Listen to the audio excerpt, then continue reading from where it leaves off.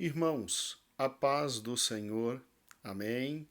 Louvado seja o nome do Senhor Jesus. Com alegria estamos juntos e nesta noite vamos nos dedicar ao estudo da Palavra de Deus, preparando cada um dos irmãos para que no próximo domingo uma excelente escola bíblica dominical seja ministrada aí em tua igreja.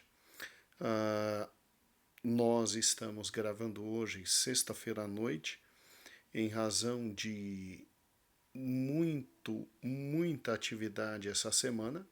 Sempre gravamos quinta à noite e, na pior das hipóteses, quando dá tudo errado, pelo menos sexta-feira à noite o vídeo sai. E eu peço perdão sempre peço perdão, mas agradeço a Deus a felicidade de estar com você, trabalhando na obra do Senhor Jesus.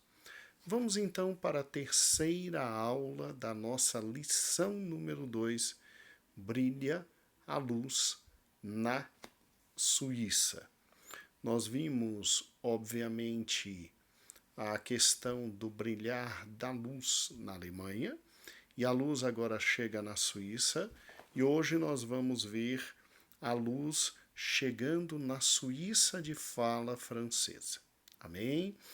Eu peço para que os irmãos, por gentileza, assistam o vídeo que eu disponibilizei na quinta-feira ontem, né? Sobre minha aula, ou foi quinta ou foi quarta, sobre minha aula ministrada aqui na Igreja Sede, quarta-feira à noite. E eu peço por gentileza que os amados irmãos possam visualizar este vídeo. Ele será extremamente útil para o entendimento, conhecimento, a aplicação desta nossa aula didático-pedagógica. Amém? Já preparei todos os slides e, graças a Deus, nós teremos uma aula maravilhosa no próximo domingo. Vamos então aos slides. No próximo domingo, eu preciso que você... Deixa eu pegar aqui, acho que errei. Isso, agora acertei. No próximo domingo, eu preciso que você agora trabalhe com Brilha a Luz na Suíça, parte 2. E agora nós vamos trabalhar com a Suíça francesa. Mas para que os alunos não percam de maneira alguma a noção de tudo que está acontecendo, você rapidamente vai revisar com ele o seguinte. Primeiro, Deus resolveu fazer a luz do Evangelho brilhar neste país bem central aqui no mundo, chamado Alemanha. Através de Lutero, com a Reforma Protestante, nós tivemos então a luz do Senhor brilhando na Alemanha e se expandindo para toda a Escandinávia. Então, estou trazendo de novo e estou deixando à sua disposição, meu querido professor e pastor, uns slides bem certinhos na sequência para você revisar.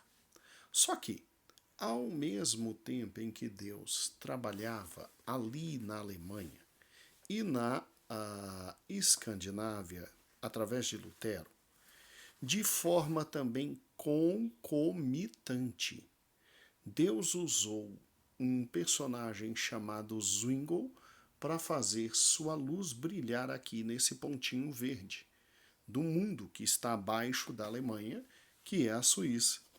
Então veja, ao mesmo tempo que a luz brilhava na Alemanha e que atingia toda a Escandinávia, Deus providenciou para que a luz alcançasse a Suíça. E a luz alcança a Suíça, em primeiro lugar, obviamente a Suíça de fala alemã.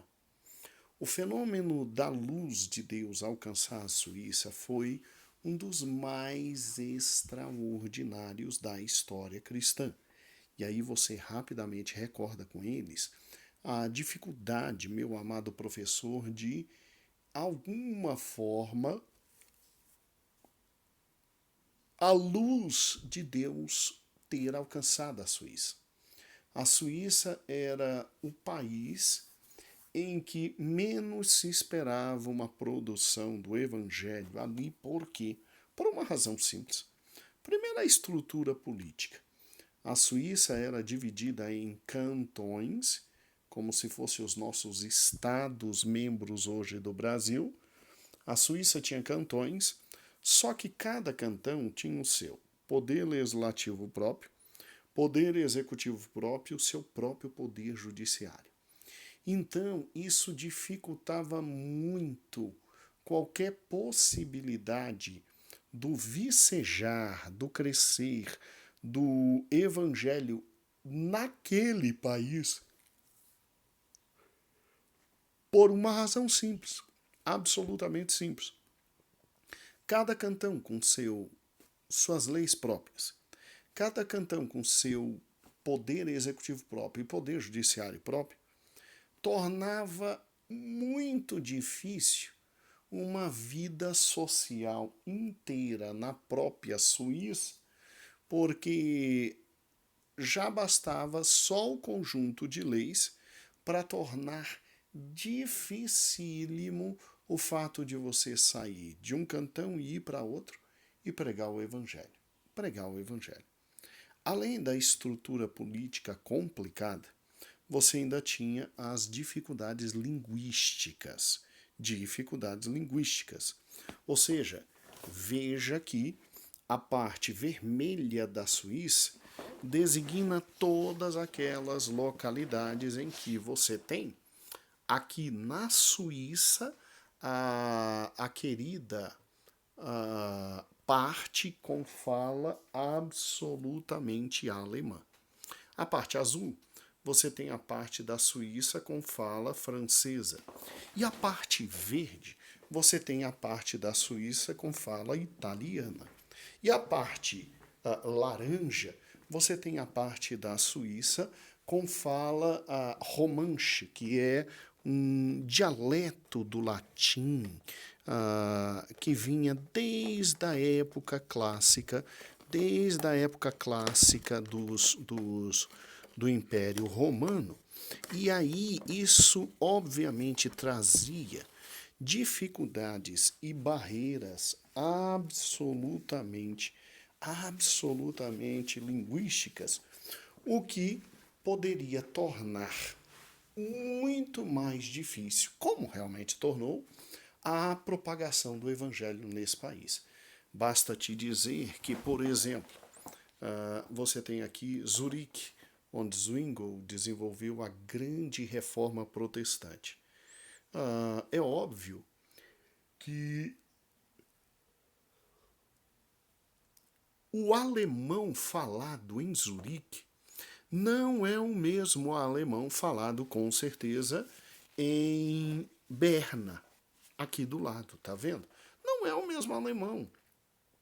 Então, se você tem um país com dificuldades em razão de todo o seu sistema político, porque cada cantão era muito independente do outro com suas leis próprias, você também vai ter um país com dificuldades linguísticas, o que traz maiores problemas para o evangelho nascer ali.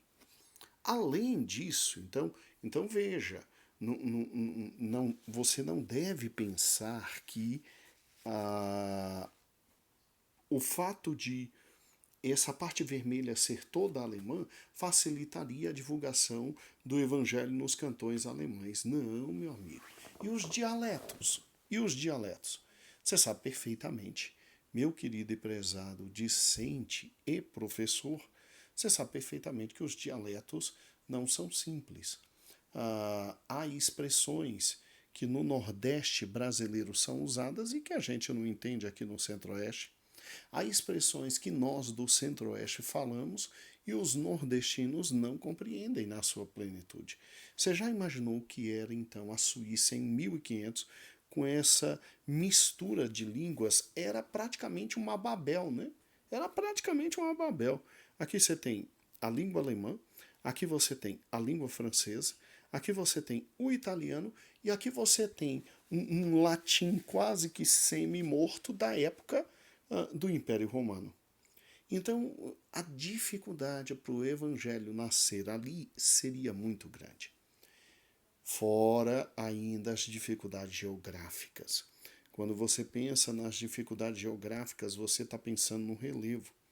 Veja que as cidades suíças estão abaixo desses pontos altíssimos chamados Alpes suíços. O que, infelizmente, traz um problema sério. A locomoção interna no país só pode se fazer por estradas únicas que ligam um cantão ao outro, um estado ao outro, e que, obviamente, só há um único caminho em razão da geografia extremamente acentuada no país. E como se não bastasse, ainda tínhamos as dificuldades sociais. A sociedade suíça em 1500, a época da Reforma, ela, infelizmente, era uma sociedade, em primeiro lugar, marcada por um país que geopoliticamente era absolutamente insignificante. Você pode pegar qualquer mapa, do lado da Suíça está a França, acima da Suíça está a Alemanha, abaixo da Suíça está a Itália, do lado da Suíça os seus maiores inimigos na época, os austríacos. Então, era um país que geopoliticamente não tinha importância absolutamente nenhuma. Tanto é que todo mundo invadia, e invadiu tanto que parte dela falava o quê? Falava alemão, parte falava francês, parte falava italiano. Então, veja que geopoliticamente é um país que não tinha o que fazer. Não é como a França, na época, um país geopoliticamente muito forte.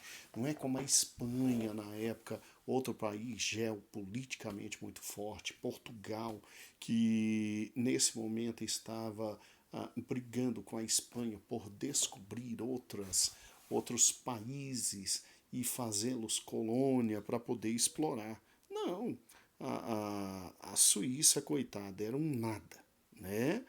Um país ainda marcado pela dificuldade social das violências, né?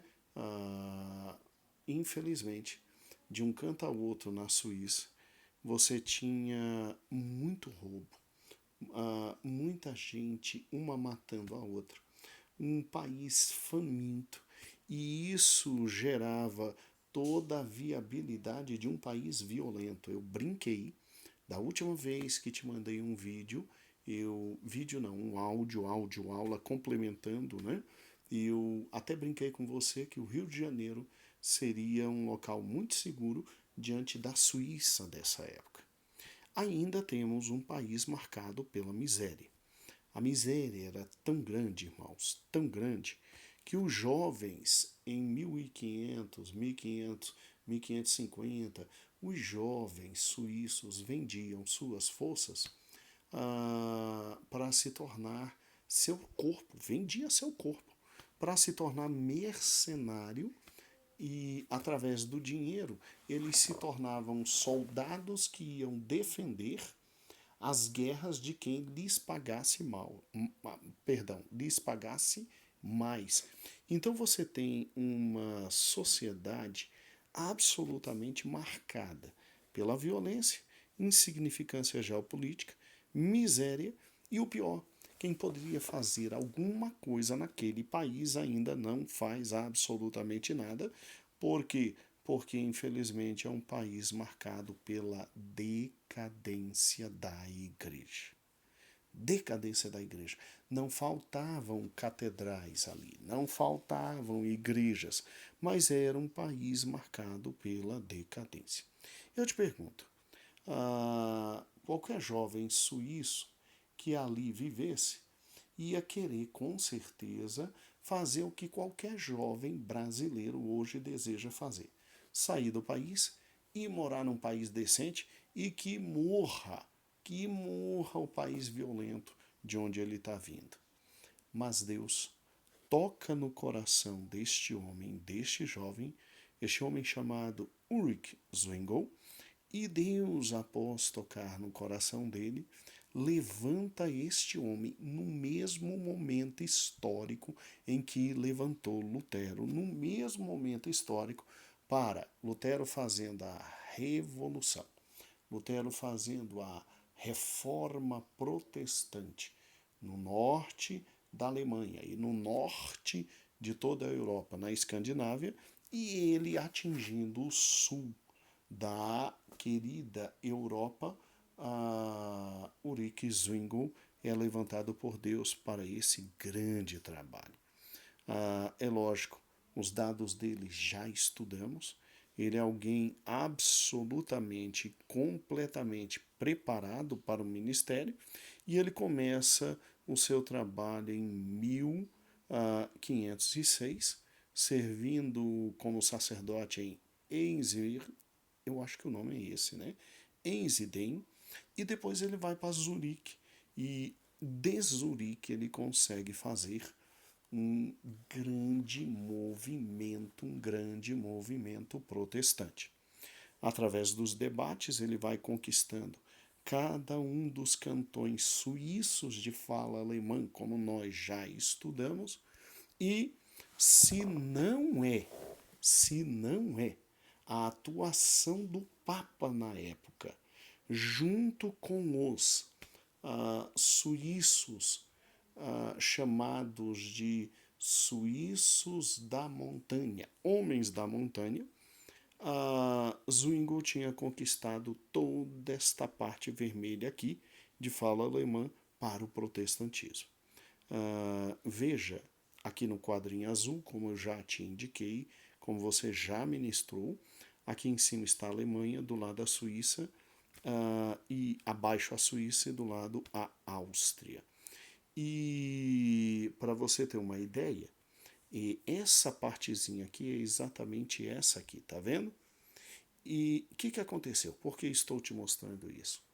Porque toda esta parte agora que acabamos de destacar, essa parte aqui bem a leste da Suíça, é chamada de Suíça Católica até hoje, porque os cantões aqui, os homens que aqui residiam, receberam do Papa apoio, né? O Papa soube o que Zwingli estava fazendo e se aliaram à Áustria, seus antigos inimigos, e marcharam para Zurique, tá vendo Zurique ali em cima?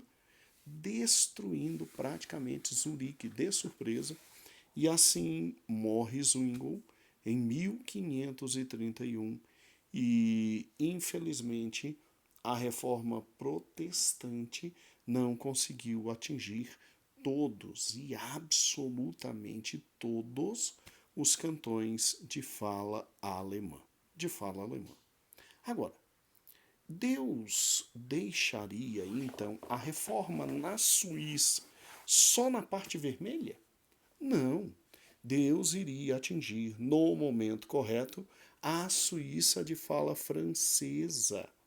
Ele começaria a fazer isso aqui em Genebra, ó. Tá vendo a seta? E de Genebra o evangelho ia se expandir, atingindo os cantões de fala francesa na Suíça. Todos os cantões.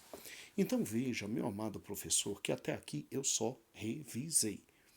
E eu espero que você também faça essa breve revisão no início da sua aula, por gentileza. Eu espero que você faça essa breve revisão no início da sua aula, por gentileza.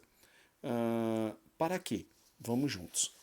Para que o seu amado aluno ele tenha literalmente, meu amado irmão, com essa revisão, o retomar correto de onde nós paramos nos dados históricos da reforma. Por isso que eu pedi para você, passei para você a aula que eu dei na quarta-feira, porque a aula que eu dei na quarta-feira é praticamente quase idêntica à aula que você dará no próximo domingo, com algumas modificações que eu estou te passando agora. Então, eu preciso que você volte no estudo de quarta-feira, que eu disponibilizei para você, aí, meu amado pastor e meu amado irmão que cuida da escola dominical, e tendo disponibilizado para você, eu preciso que você veja como eu explorei cada um desses pontos da revisão, para que você explore o máximo possível também. Mas eu te peço, não deixe passar, não deixe passar de no máximo 15 a 20 minutos essa revisão. E aí você vai entrar no que nós chamamos de reforma da parte francesa dos países, dos cantões de língua francesa da querida Suíça. Olha que interessante, olha que interessante. Voltemos então para o nosso PowerPoint. Então nós chegamos exatamente aqui quando Deus usa de misericórdia para a parte francesa. Ou seja, o evangelho alcança a parte francesa. E é aqui que começa a parte nova da aula. Por quê? Como foi que o evangelho alcançou esta parte de fala francesa? Bem, o primeiro dos dois grandes homens que trabalharemos na próxima aula, e aqui uma diferença entre a minha aula de quarta-feira e a aula que você vai dar na próxima na próxima aula de escola bíblica dominical. É exatamente o seguinte, olha que interessante. Você vai, por gentileza, dizer que a luz começa a brilhar na Suíça de parte francesa. Qual é a Suíça de parte francesa? É essa aqui, ó. Aqui, ó. Começa em Genebra, alcança toda a Suíça de parte francesa. Isso, por intermédio desse homem chamado Guilherme Farel. Guilherme Farel, irmãos, é um dos reformadores mais importantes que se tem ciência e conhecimento. Eu o denomino, isso é uma denominação minha, eu denomino de o furacão. Guilherme Farel, ele era um homem irrequieto, forte, bravo. Para você ter uma ideia, ele foi expulso da França. E onde ele chegava, ele pregava de forma tão forte, tão veemente o evangelho, que Guilherme Farel era expulso daquela localidade, mas sem dó. Houve um fato interessante na França que foi muito engraçado. Em Paris, estava tendo uma procissão. O irmão sabe o que é procissão, né? E eles estavam levando a santa na frente. Guilherme Farel saiu correndo, pegou a santa e simplesmente jogou no rio. O rio que corta Paris, estou falando sério, jogou a santa no rio. Aí o povo ficou meio assustado com ele, mas voltando assim, pegaram Guilherme Farel e deram um couro nesse pobre, desse reformador. Olha que indivíduo maluco, né? Que indivíduo maluco, meu Deus do céu. Então, Guilherme Farel era esse homem muito explosivo, muito forte. Ele era um evangelista de primeira, mas ele não era um teólogo. Ele era um grande evangelista, mas não era um teólogo.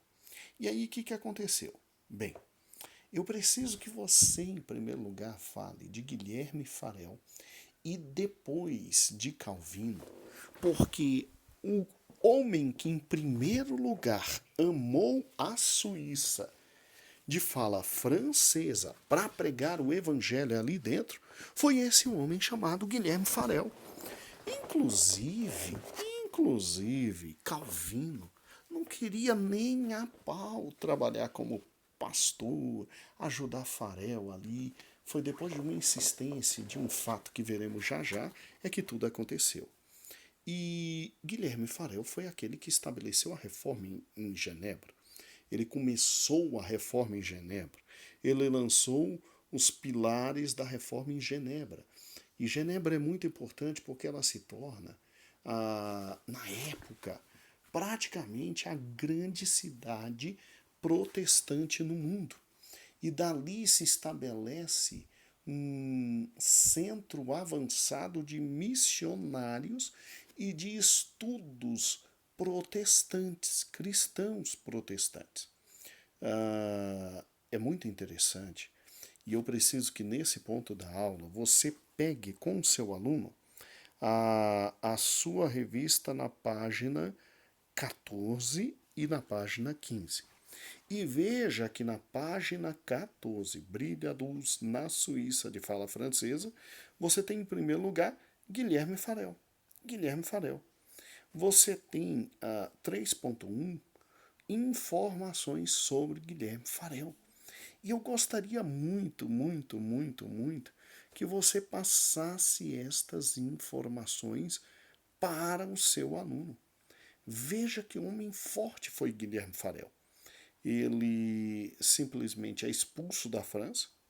Depois de expulso da França, ele começa a pregar o evangelho ali em Estrasburgo, é expulso de lá também.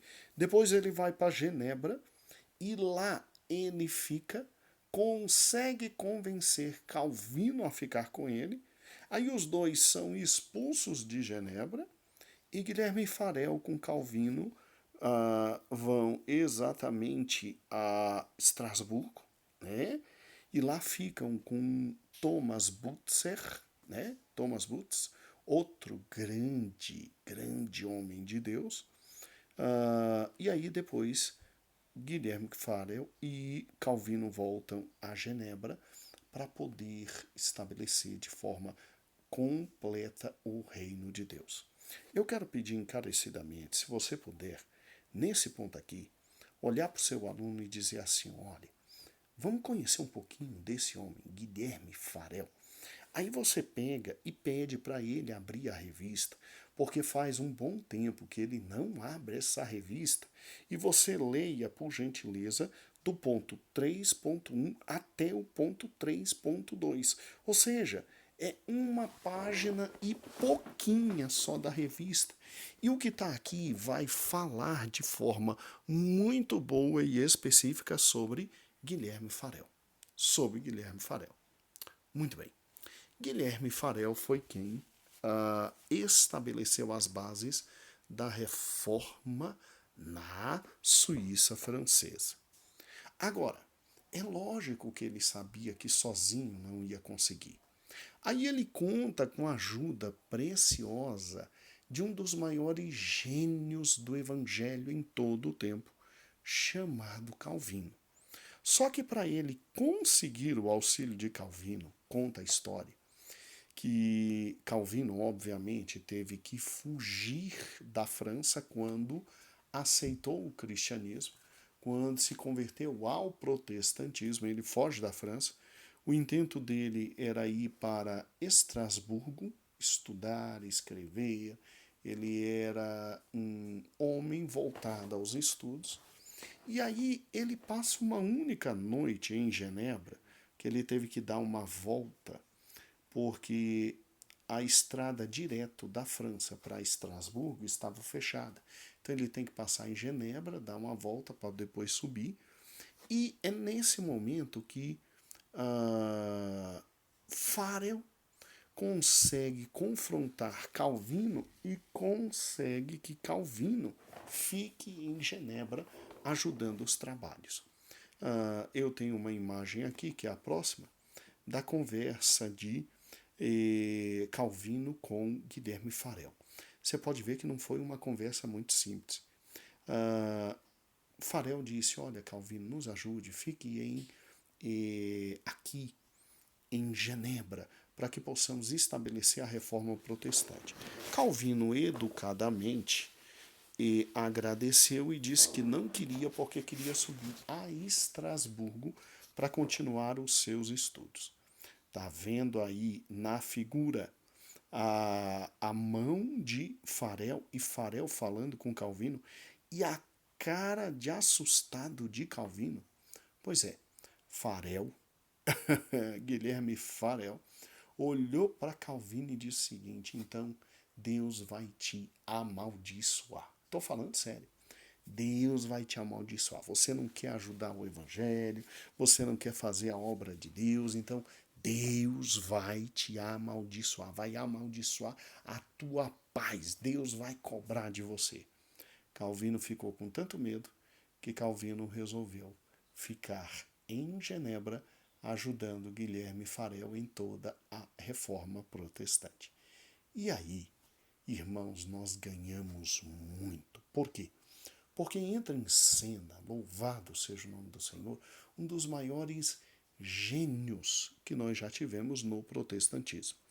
Tá, ele teve problemas quanto à sua doutrina, mas nós temos que compreender que perfeito é só Deus. E Calvino, obviamente, olha que fantástico. Calvino, então, foi um homem usado por Deus, a imagem dele aqui, para que a luz brilhasse na Suíça francesa. E ele foi o reformador levantado por Deus no exato momento histórico em que Zwingli faleceu. Se lembra que Zwingli faleceu? E aí o que acontece? Zwingli falece em 1531 e João Calvino, com a morte de Zwingli, se transforma no mais importante líder da reforma protestante. Zwingli estava morto, Lutero estava muito perto da morte, Calvino, então, é um reformador da segunda geração. A primeira geração de reformadores você tem como grandes generais estabelecidos por Deus, Lutero e Zwingli.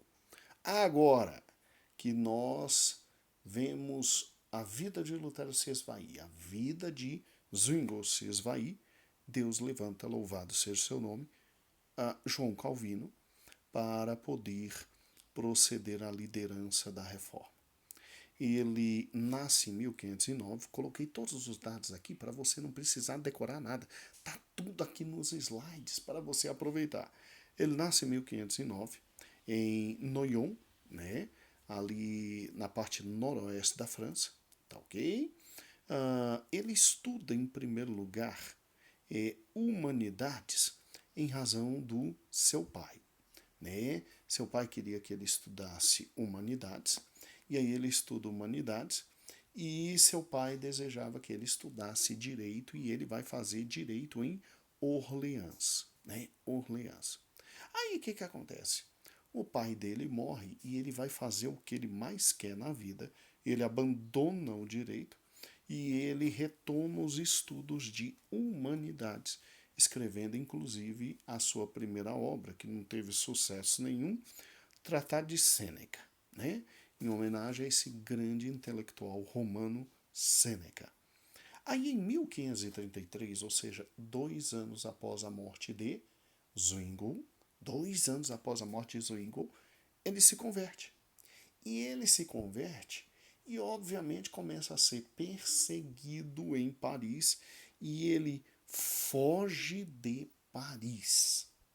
Fugindo de Paris, ele obviamente vai parar em Genebra, desejando ir para Estrasburgo.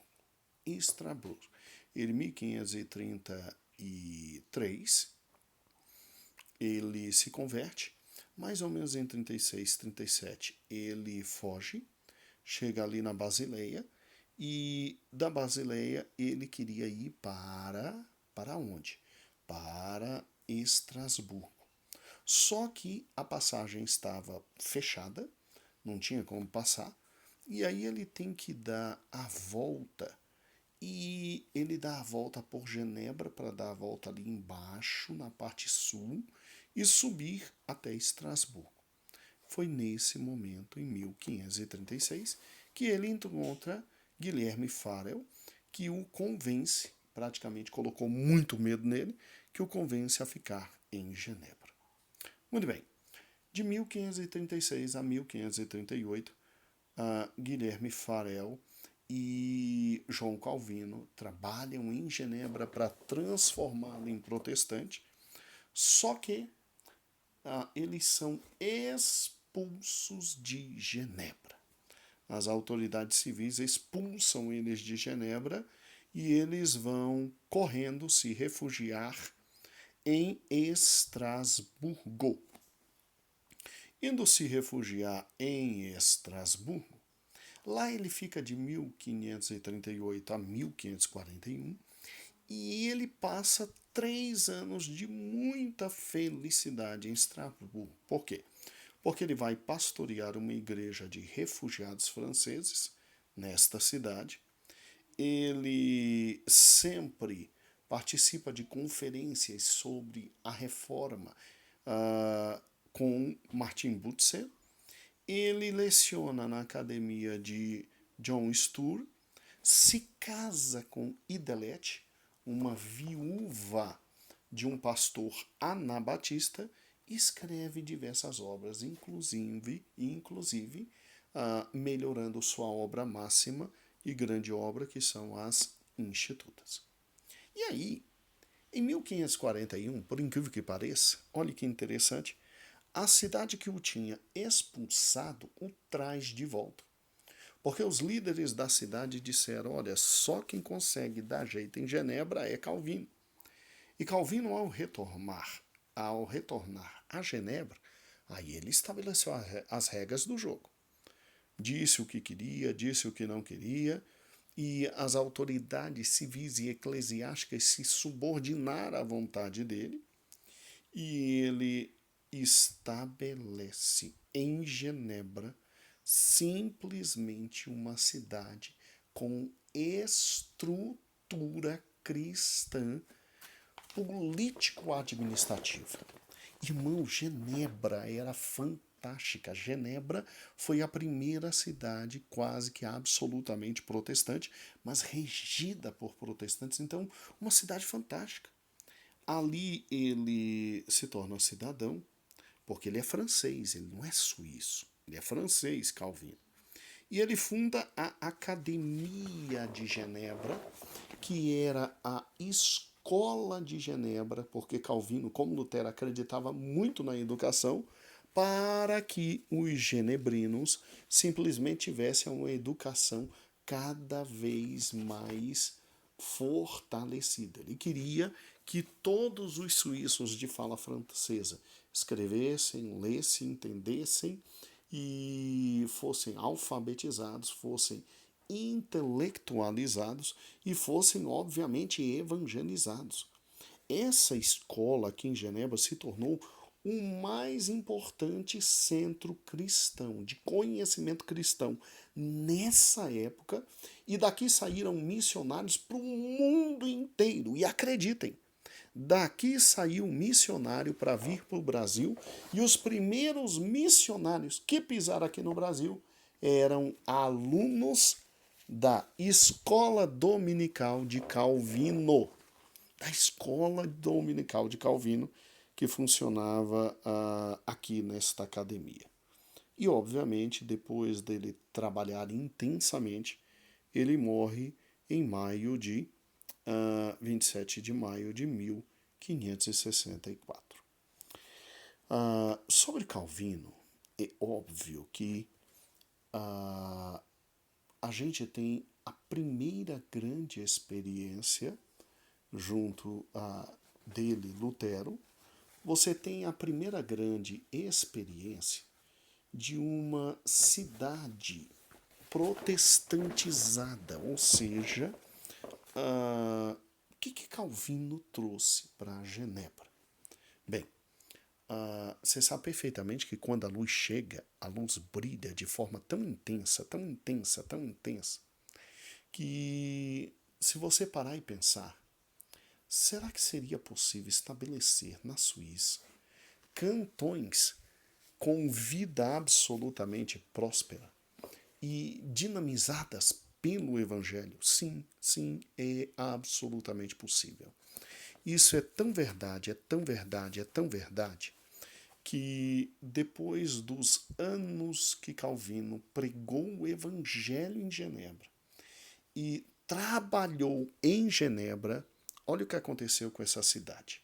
Eu fiz questão de colocar aqui e eu quero que você destaque isso. Ó, em primeiro lugar, Genebra passou a ser uma cidade com assistência social aos necessitados sem discriminação de nacionalidade. Você se lembra que no início da nossa lição eu tinha lhe dito que os jovens suíços vendiam sua força para poder simplesmente sobreviver como mercenários de guerra?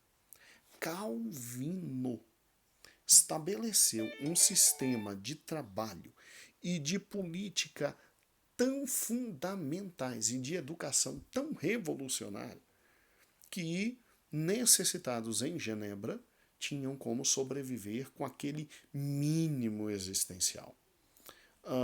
Calvino foi o primeiro a estabelecer o cuidado com a saúde pública. Sério, olha o que está aqui. Ele desenvolveu na cidade um programa de visita médica domiciliar. Inclusive Calvino, para quem não sabe, ele foi o primeiro a estabelecer a noção de esgoto. Esgoto. Você se recorda que lá em Deuteronômio Deus tinha dito, olha, quando o israelita fizer suas necessidades, que ele saia do arraial, que ele vá lá no deserto e que ele cave um buraco e ali coloque suas necessidades. Isso é sanitarismo, isso é limpeza. Calvino, com base em Deuteronômio, Calvino estabeleceu todo o sistema sanitário e todo o sistema de esgoto de Genebra. Calvino lutava pela educação. Tanto é que ele brigou muito com o governo para que o próprio governo se capacitasse profissionalmente através dos seus trabalhadores públicos especializados para melhor servir o povo. Calvino incentivou a economia em Genebra e transformou a economia em Genebra. Tanto é que ele combatiu o desemprego com oferta de trabalho pelo governo. Então, ele criou todo o sistema de funcionalismo público.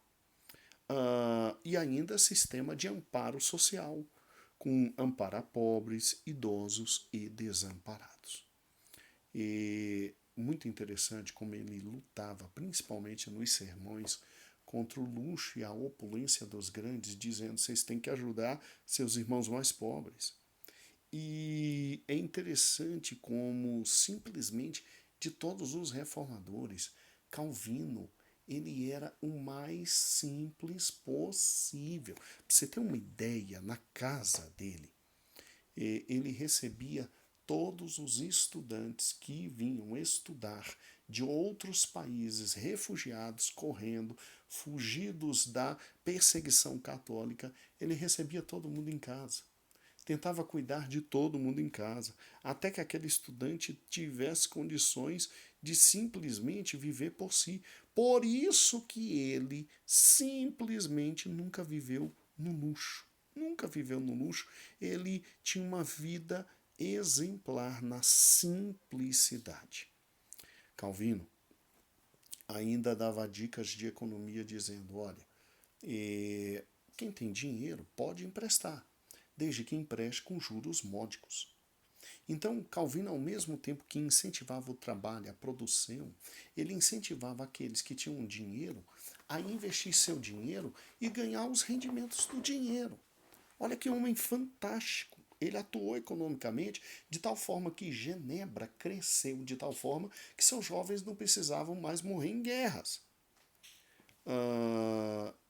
Ele também combatia muito a especulação, muito a escravidão, porque o homem que tinha o conhecimento da palavra de Deus como ele tinha, ele não podia admitir nem a especulação, né, que é ganância pura, todos nós sabemos que é ganância pura a especulação e a escravidão. Combatia, obviamente, bebedice, a prostituição, porque se você parar e pensar, bebedice, prostituição, proliferação de tavernas, ou seja, de locais absolutamente voltados ao pecado, esse tipo de local, além de arrebentar a vida de um homem, porque ali está a prostituição, ali está a bebida, ali está tudo, ainda pega todas as economias do trabalho desse homem e joga no lixo. E Calvino acreditava na força do trabalho, acreditava na força da economia, acreditava na força do capital.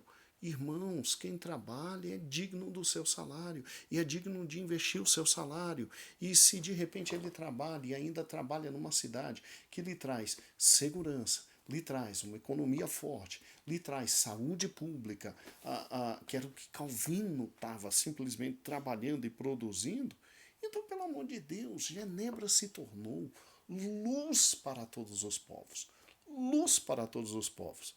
Agora, a grande base na vida de Calvino era a mesma de Lutero.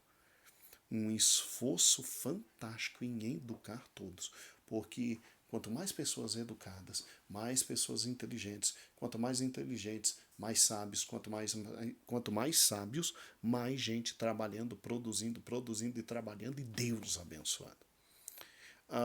Calvino, ele transforma Genebra. Com tudo isso aqui, você já imaginou tudo isso funcionando numa cidade exatamente no ano de 1540? Tudo isso funcionando. Genebra brilhava, irmãos, enquanto luz para o mundo inteiro. Eu me lembro perfeitamente que o Papa, na época em que Calvino faleceu, o Papa da época ele dizia assim: se eu tivesse servos como Lutero e Calvino, os meus domínios se estenderiam de mar a mar. Ou seja, ele reconhecia o gênio desses dois homens. E ele dizia: se eu tivesse servos como esses dois homens, os meus domínios, ou seja, o meu poder se estabelecia de mar a mar. Tamanha grandiosidade desses. Olha o que Calvino fez na cidade-estado de Genebra. Olha o que o protestantismo é capaz de fazer. Agora ele fez tudo isso com base em quê? Com base na palavra de Deus. Calvino, ele simplesmente, em Genebra, no horário do culto, pregava todos os cultos. Durante a semana, pregava no Velho Testamento e no final de semana, pregava no Novo Testamento. Agora, como que era a pregação dele? Era pregação expositiva. Ele acreditava que, pegando o livro de Gênesis e trabalhando com Gênesis 1, 2, 3, capítulo a capítulo, a palavra de Deus ia produzir exatamente tudo que ela tinha que produzir. Que é poder, que é luz, que é graça, que é vida, que é vigor. Daí porque Calvino, para você ter uma ideia, só no livro de Atos pregou 189 sermões. Mostre isso para o seu aluno. 1 Coríntios, 110 sermões. 2 Coríntios, 66 sermões. Gálatas, 43 sermões. Efésios, 48 sermões. 1 e 2 Tito, 46 sermões. 1 Timóteo, 55 sermões. 2 Timóteo, 31 sermões. Vamos lá. Você já viu quantos capítulos tem um livro de Tito? Como é que alguém consegue pregar 17 sermões em Tito? E Gênesis ele pregou simplesmente 123 sermões. Agora, o que mais me admira Calvino é conseguir ter pregado 201 sermões em Deuteronômio. Vai tentar fazer isso. Quem era Calvino? Era um profundo conhecedor da palavra de Deus e que pregava dia e noite a palavra de Deus em sequência, livro a livro, capítulo a capítulo, versículo a versículo, ensinando, porque ele cria que a palavra de Deus era poderosa para transformar os corações dos homens. E a palavra de Deus entrando no coração dos homens, ela transformaria aquela sociedade como transformou. Então veja a grandiosidade de um homem como esse. Se você parar e pensar, Calvino, ele é um monstro. Lutero abriu as portas, mas Calvino organizou absolutamente tudo. E se você parar e pensar comigo, olha a teologia desse homem. Em primeiro lugar, sola escritura, acabou. Tal como Lutero, tal como Zwingli, Calvino ele lia os escritos de Lutero. Calvino cresceu e aprendeu com Lutero. Calvino encontrou Cristo por intermédio dos escritos de Lutero e de Zwingli. Então Calvino foi profundamente influenciado pelo grande reformador Martinho Lutero. E na medida em que ele diz sola escritura, é lógico que ele está trabalhando, meu amado irmão, querido professor que vai dar essa aula, ele está trabalhando com aquilo que havia de mais caro na época, com aquilo que havia de mais essencial na época, que era a centralidade da palavra de Deus. E nada de engolir o que papas, nada de engolir o que teólogos, magistério da igreja estavam falando em desconformidade com a palavra de Deus. Calvino, obviamente, pregava, obviamente, que a salvação era atingida somente através da fé, ou seja, sola fide. Agora, obviamente, Calvino também pregava a questão de que todo homem, por ter caído, está absolutamente longe da presença de Deus e que, obviamente, longe da presença de Deus, ou Deus vem para modificar e libertar esse homem, ou então ele não tem mais condições de alcançar Deus. E, amados irmãos, até aqui nós não temos nada contrário a Calvino. Cremos como ele no sola escritura. Cremos como ele que a salvação é pela fé, e somente pela fé e não por obras. Como ele, cremos que todos nós estávamos absolutamente longe de Deus e que se não é o Espírito vindo para nos convencer do juízo, da justiça, do pecado, da maldade, ninguém seria salvo.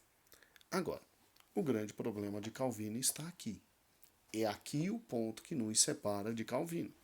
Porque ele fala de uma tal de predestinação, que ele aprendeu com Martinho Lutero. A tal da predestinação é exatamente o quê? A salvação é concedida por Deus somente para algumas pessoas, os tais dos eleitos. Significa o que é isso? Deus, antes de qualquer ser nascer, ele já escolheu quem ia para o céu e quem ia para o inferno. Então ele elege incondicionalmente as pessoas. Obviamente que então Cristo morrendo na cruz, Cristo obviamente iria retirar os pecados só daqueles que Deus previamente tinha eleito e óbvio que esses, ao encontrarem Cristo, não resistiriam o chamado de graça para a misericordiosa salvação. Aí, irmãos, aqui não dá. Aqui não tem como, né? Não há como acreditar aqui em Calvino. Infelizmente, aqui ele errou completamente. A gente sabe pia e totalmente que Jesus Cristo veio porque Deus amou o mundo foi todo. Amou o mundo inteiro para que todo aquele que nele crê não pereça, mas tenha vida eterna. Então, o Espírito Santo vem e nos convence do juízo, da justiça e do pecado, mas eu tenho, por causa do livre-arbítrio, a possibilidade de dizer não à influência do Espírito e dizer não a Cristo e ir para o inferno. Como também, crendo em Cristo, eu tenho condições de, durante a minha jornada de fé, se quiser, sair, me perder e ir para o inferno. Tudo bem, ninguém arrebata aqueles que Deus deu a Cristo da mão de Cristo. Mas ninguém arrebata. Mas se eu que estou na mão de Cristo quiser sair, eu saio da mão de Cristo. Isso é tão verdade, é tão verdade, é tão verdade. Essa história de salvo uma vez, salvo para sempre, ela realmente, infelizmente, não é verdade bíblica, a gente sabe disso. E basta no próximo domingo você ler com o seu aluno Colossenses capítulo 1. Colossenses capítulo 1, tá? E se você pegar comigo a sua escritura agora, se quiser parar só um pouquinho o vídeo, não tem problema. Quando você pega no livro de Colossenses, eu estou abrindo aqui o meu, quando você pega Gálatas, Efésios, Filipenses e Colossenses, isso. Quando você pega Colossenses no seu capítulo 1, que você pega a partir do versículo 3, que ele vem dizendo da graça de Deus, do amor de Deus, da benção de Deus, da grandiosidade de Deus. E quando você chega, veja aí, quando você chega ao versículo 22, 21 e 22, e que chega no 23, você vê que o calvinismo não consegue sobreviver ao versículo 23, né? Porque o 21 diz assim, ó, a vós também que nos tempos éreis estranhos e inimigos no entendimento por vossas obras más, agora contudo vos reconciliou no corpo da sua carne pela morte para, perante ele, apresentar santo, irrepreensível e inculpáveis a Deus. Então aqui está falando com gente que Jesus já salvou e que não poderia perder a salvação. Mas o versículo 23 diz, se na verdade permanecerdes fundados e firmes na fé e não vos moverdes da esperança do Evangelho.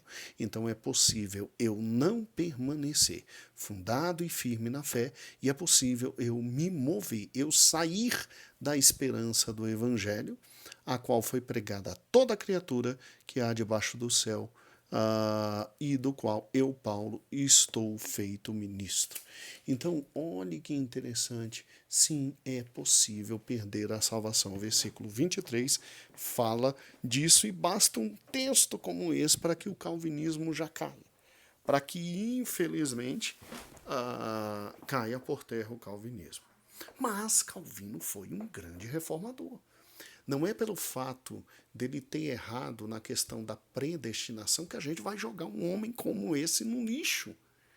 Então, quando você estiver dando a aula no domingo, tá? Engrandeça Calvino e diga que ele errou, infelizmente, no tocante à predestinação. Mostra o texto que ele errou, infelizmente, quanto à predestinação, mas que foi um grande homem usado por Deus ali na querida na querida Suíça francesa, para que a luz chegasse aos suíços. E o que é interessante é que, obviamente, o culto de Calvino era muito simples, o local era simples, sem imagem.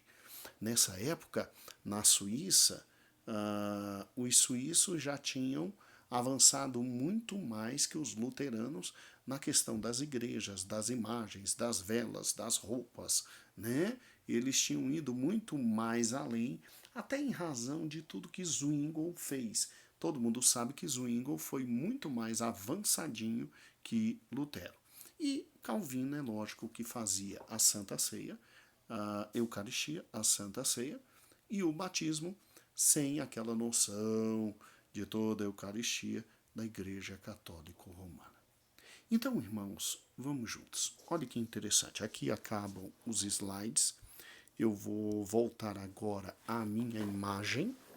Vamos ver se eu consigo aqui direitinho minha imagem. Isso. Aqui é a imagem da minha cadeira no meu escritório. Opa, voltei à minha imagem. Então, meu amado irmão, veja que grande homem foi Calvino. E aqui está na sua mão todos os slides para a aula que você vai dar. Termine agradecendo a Deus por tão grande reformador. Ele, como Lutero, teve falhas? Teve. Ele, como Zwingli, teve falhas? Teve.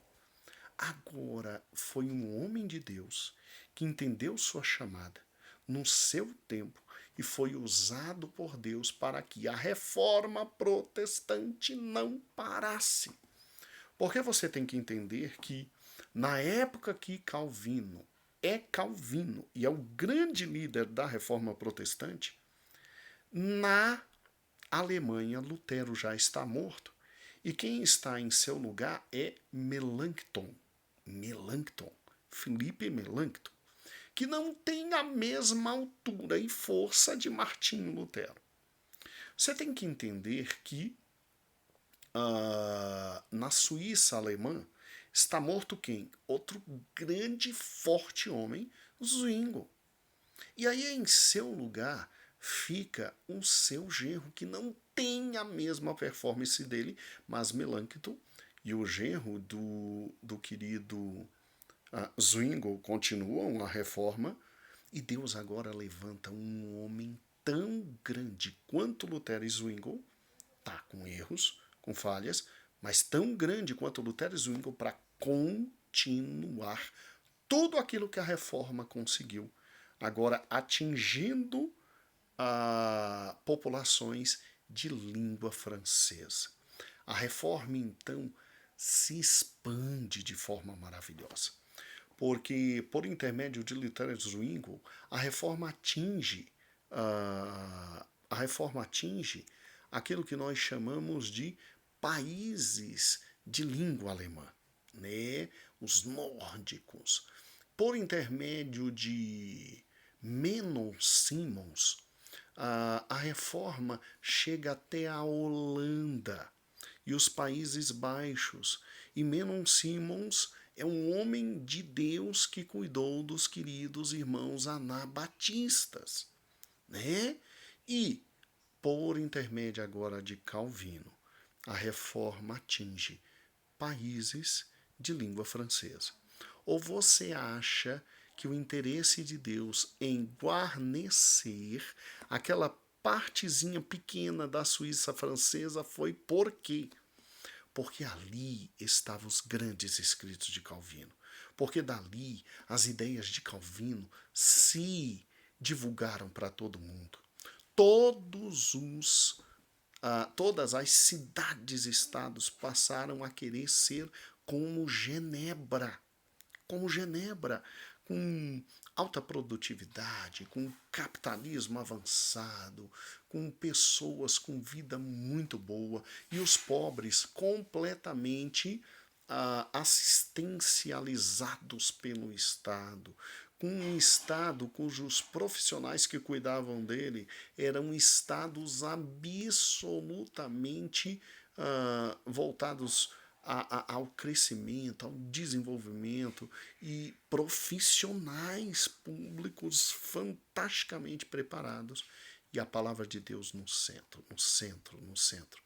Então Calvino foi esse homem que pegou a nós protestantes, que éramos com Lutero e Zwingli um bando, ou seja, se unindo para alguma coisa, de vez em quando um bando, e transformou-nos em um exército. Nos transformou em um exército. Então eu preciso que você compreenda de forma muito clara que, mesmo não sendo nós calvinistas, por não acreditar no maior erro da vida desse homem, que é a questão da predestinação, e que facilmente a gente acaba com a mesma com argumentos simples, muito simples. Nós temos que compreender algo extraordinário, algo fantástico. E Calvino, meu amado irmão, É este homem extraordinário, este homem fantástico que Deus usou para que a reforma continuasse, se expandisse, porque Calvino era missionário. Missionário. Ele manda seus alunos para o mundo inteiro. Ele era missionário e com ele a reforma alcança dimensões mundiais. Com Lutero, a reforma alcançou o norte da Alemanha e todo o norte da Europa. Mas com Calvino, a reforma agora é difundida por muitos e muitos países, porque ele faz questão de avançar com missionários para o mundo inteiro, inclusive para o Brasil.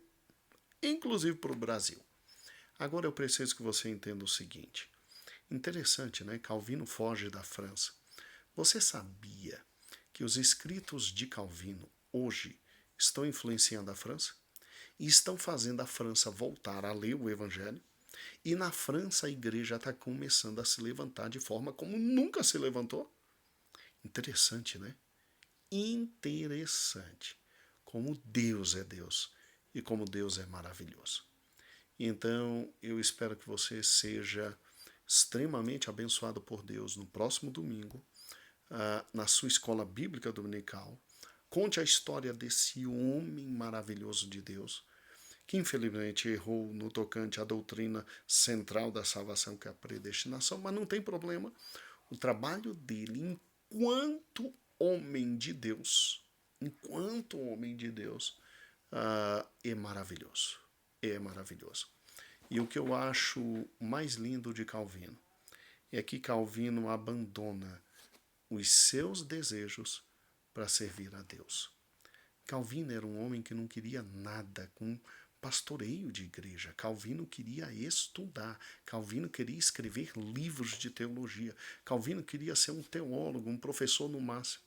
Mas Deus o retira de tudo isso. E Deus faz com que Calvino venha servir o povo de Deus da forma como Deus quer. Então ele lia muito. Ele escrevia muito. Ele entendia muito.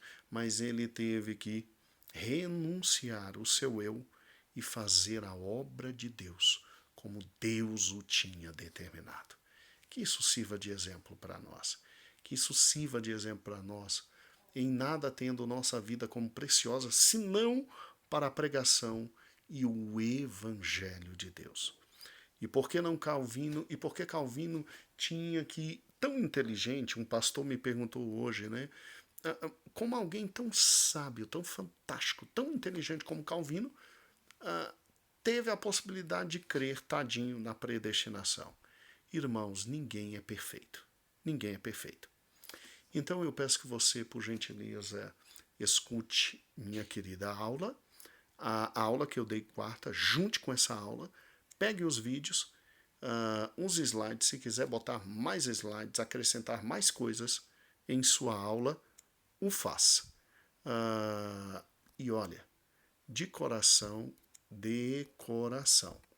eu espero que o Senhor te abençoe. Uma excelente aula. Deus te abençoe. A paz do Senhor.